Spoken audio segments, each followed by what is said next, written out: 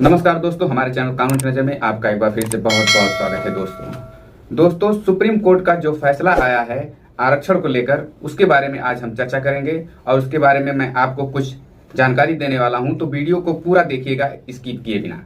आरक्षण एक ऐसा मुद्दा है जो विद्वानों के साथ सामाजिक न्याय प्रदान करने के लिए एक अच्छा औजार है और एक बढ़िया पॉलिसी है, जिससे रिजर्वेशन में आरक्षण कहा गया है।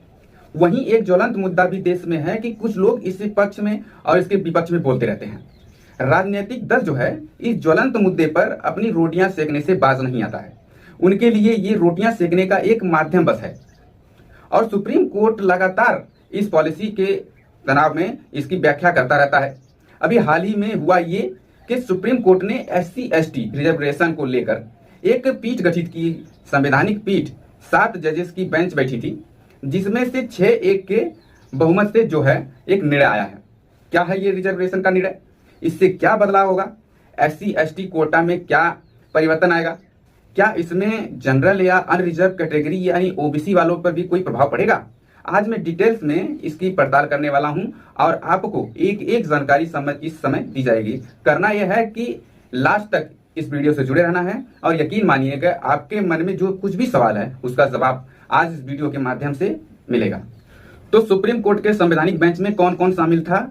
सबसे पहले थे चीफ जस्टिस DY चंद्रचूड़ साहब, फिर बैठे थे जस्टिस मनोज मिश्रा साहब, फिर बैठे थे जस्टिस BR गवई साहब, फिर बैठे थे जस्टिस पंकज मित्तल साहब और थे इसमें मिस्टर जस्टिस विक्रम नाथ साहब, जस्टिस सतीश चंद्र शर्मा साहब, जस्टिस बेला त्रिवेदी साहब।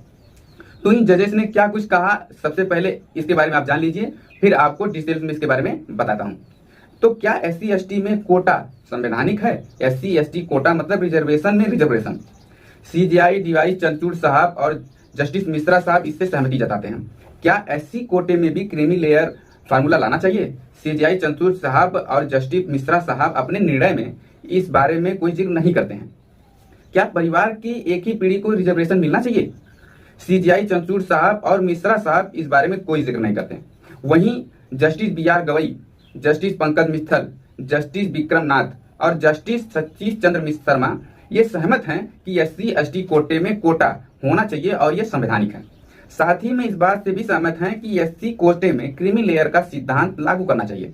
जस्टिस बेला त्रिवेदी दोनों से असहमत हैं। वो कहती हैं कि SC कोटे में कोटा संवैधानिक नहीं है और साथ ही वो SC कोटे में क्रीमी लेयर फार्मूलों को लाने के बारे में असहमति जता रही हैं। लेकिन क्या ये एक ही पीढ़ी को रिजर्वेशन मिलना चाहिए? मतलब एक पीढ़ी को रिजर्वेशन मिलना चाहिए यानी एक पीढ़ी को मिल गया तो दूसरी पीढ़ी को रिजर्वेशन का फायदा नहीं मिलना चाहिए। इस बारे में जस्टिस पंकज मित्तल सहमति जता रहे हैं कि हाँ, परिवार की एक पीढ़ी को रिजर्वेशन मिल गया तो दूसरी पीढ़ी को रिजर्वेशन नहीं मिलना चाहिए। वहीं चंद्रचूड़ साहब, मिश्रा साहब और लाट साहब, शर्मा साहब और त्रिवेदी मैम ये इस बारे में कोई भी जिक्र नहीं कर रहे हैं। संक्षेप में इस बात को जानने के लिए आइए प्रश्नों पर चलते हैं और बहुत विस्तार से इस निर्णय की पड़ताल करते हैं। तो समझते हैं पूरा केस क्या है। पंजाब सरकार ने 2006 में कानून बनाया था। इस कानून के सेक्शन 4 सबसेक्शन 2 में कहा गया था कि सरकारी नौकरियों में 25% रिजर्वेशन अनुसूचित जातियों को और 12% रिजर्वेशन अन्य पिछड़ा वर्ग को दिया जाएगा। इसी कानून से सबसेक्शन 4 सबसेक्शन 5 में कहा गया कि अनुसूचित जाति के लिए कुल सीटों में से 50% सीटों पर रिजर्वेशन वाल्मीकियों और मजहबी सिखों को दिया जाएगा। इस कानून के सेक्शन 4 सबसेक्शन 5 में असंवैधानिक बताते हुए देवेंद्र सिंह नाम के पिटीशन ने पंजाब और हरियाणा हाई कोर्ट में इस कानून को चुनौती दी। 2010 में हाई कोर्ट ने अपने फैसले में इस कानून को असंवैधानिक बता करके खत्म कर दिया। अब इसी मामले में सुप्रीम कोर्ट के 7 न्यायाधीशों ने संवैधानिक पीठ बैठी थी, जिन्होंने 6:1 के रेशियो के आधार पर माना कि SC को उसमें शामिल जातियों के आधार पर बांटना संविधान के आर्टिकल 341 के खिलाफ नहीं है।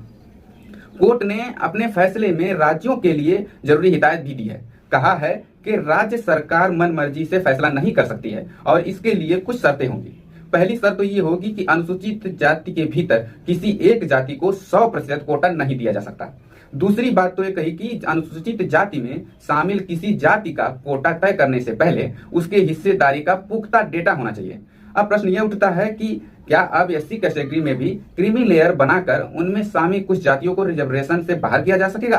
तो इसका उत्तर यह है कि 1990 के दशक में मंडल आयोग की रिपोर्ट के बाद ओबीसी के आरक्षण में क्रीमी लेयर फार्मूले को लागू किया गया था। उसी तर्ज पर अब ऐसे कैटेगरी में भी सुप्रीम कोर्ट ने जातियों के वर्गीकरण के लिए राज्यों पर को हिदायत दे दिया है कि जस्टिस गवई के अनुसार इस वर्गीकरण में किसी एक सब कैटेगरी को 100% आरक्षण नहीं दिया जा सकेगा। आपको ये बात और बता दूं कि यहाँ पर भी जो क्रीमी लेयर का सिद्धांत है वो व्यक्तियों पर लागू होता है, जातियों पर नहीं। ऐसे में किसी एक परिवार को क्रीमी लेयर में शामिल होने के आधार पर आरक्षण के दायरे से बाहर नहीं किया जा सकता। क्रीमी लेयर के फार्मूले के अनुसार किसी जाति को एससी आरक्षण से बाहर करना मुश्किल होगा। आपको एक बात और बता दूं कि सुप्रीम कोर्ट के 7 में से 4 जजों ने इस मामले में अपने फैसले में लिखा है कि राज्य ओबीसी की तरह एससी रिजर्वेशन में भी क्रीमी लेयर की पहचान करने के लिए फैसले ले सकते हैं। मतलब बिल्कुल साफ है कि अब राज्य सरकार पर निर्भर करेगा कि वो कोटा में कोटा जारी करने के लिए अनुसूचित जातियों को क्रीमी और नॉन क्रीमी लेयर में बांटना चाहते हैं या नहीं चाहते हैं। जस्टिस पंकज मित्तल ने अपने फैसले में जस्टिस BR गवई को कोट करते हुए कहा कि अगर कोई पिछड़ा IAS या IPS बन जाता है तो समाज में उसका स्टेटस बढ़ने के बावजूद उसके बच्चों को रिजर्वेशन के पूरे फायदे मिलेंगे, क्योंकि कुछ लोगों की तरक्की से पूरी कास्ट का पिछड़ापन दूर नहीं होता, पूरी जाति को आरक्षण से दूर नहीं किया जा सकता। जस्टिस पंकज मित्तल ने कहा कि परिवार में एक बार आरक्षण का फायदा उठा लिया तो उसे अगली पीढ़ी में आरक्षण का फायदा लेने देना नहीं चाहिए। ऐसे परिवारों के लिए आरक्षण सिर्फ एक पीढ़ी तक सीमित होना चाहिए। भविष्य में एससी रिजर्वेशन का लाभ एक पीढ़ी को ही मिले, इसको लेकर के ही सरकार को ये नीति बनानी चाहिए। हालांकि फैसले में शामिल इस हिस्से को लागू करना सरकारों के लिए बहुत कठिन होगा, आसान नहीं होगा। ये प्रश्न ये भी हो सकता है कि क्या आरक्षण सिर्फ सरकारी नौकरियों के लिए ही है या फिर एडमिशन और संसद में इसका आरक्षण होगा।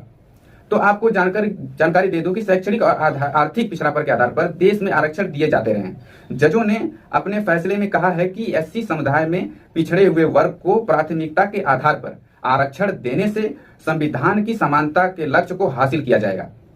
क्रीमी लेयर के फार्मूले से आर्थिक स्थिति का सुधरने का पता चलता है। ऐसे में क्रीमी लेयर में आने वाले लोगों को नौकरियों के आरक्षण से वंचित किया जा सकता है, लेकिन संसद और विधानसभा में SC ST के आरक्षण को इस फैसले का प्रभाव नहीं पड़ेगा।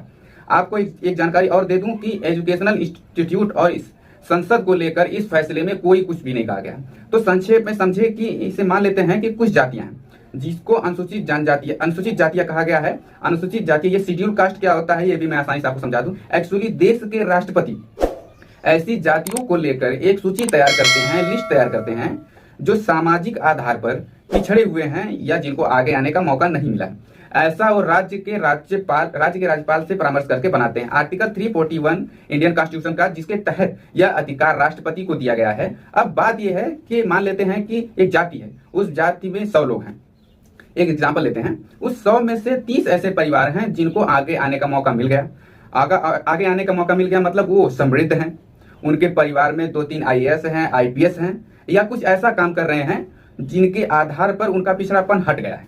लेकिन वो 70 लोग, वो 70 लोग जिनको आगे आने का मौका नहीं मिला है, ये सुप्रीम कोर्ट का जो ये निर्णय है, ये जो न्याय है, उसमें जो लोग जो पीछे हैं, जिनको आगे मौका नहीं मिला है, अब उनको फायदा मिले। और ये 30 लोग जिनको फायदा मिल चुका है, इनके परिवार बार बार इसका फायदा न लेते रहें। ये प्रश्न यहाँ पे उठता है कि क्या पहले भी कोटे में कोटा यानी रिजर्वेशन में रिजर्वेशन देने की कोशिश हुई है? अगर ऐसा हुआ है तो कब और उसका प्रभाव क्या हुआ है? तो आपको जानकारी दे दूं कि इससे पहले भी ऐसी कोशिश की गई है। पंजाब में 2006 में एक कानून लेकर आया गया था जिसमें शेड्यूल कास्ट कोटा में वाल्मीकि और मजहबी सिखों को 50% आरक्षण देने की बात कही गई थी। 2010 में पंजाब हरियाणा हाईकोर्ट ने इसे संवैधानिक बताया था और इस कानून को खत्म कर दिया था। आंध्र प्रदेश में भी ऐसा हुआ। विधानमंडल ने 57 अनुसूचित जातियों को समूह में बांटने के लिए विधानसभा में कानून बनाया। इसका मकसद अनुसूचित जातियों के अंदर एक वर्ग को शैक्षणिक संस्थानों और सरकारी नौकरियों में 15% आरक्षण देना था। हालांकि इस कानून को 2005 में सुप्रीम कोर्ट ने अनकॉन्स्टिट्यूशनल करके डिक्लेयर कर दिया था।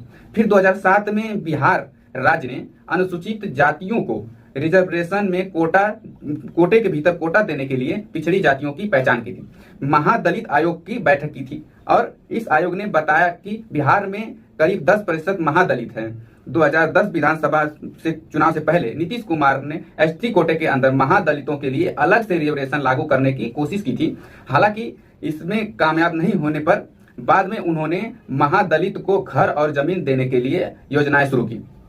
आपको जानकारी दे दूं कि हाई कोर्ट के पूर्व जस्टिस रामचंद्र राजू के अध्यक्षता में कमेटी बनाई गई थी। इस कमेटी ने अपने रिपोर्ट में बताया कि राज्य में अनुसूचित जाति की आबादी 16% होने के बावजूद उनके पास केवल 5% नौकरियां हैं। ऐसे में कोटा देकर इस समुदाय के सभी लोगों को लाभ दिया जा सकता है। इसके आधार पर ही अगस्त 2020 में तमिलनाडु सरकार ने अनुसूचित जाति को कोटे के भीतर अरुण धतियार जाति को 3% कोटा दे दिया था।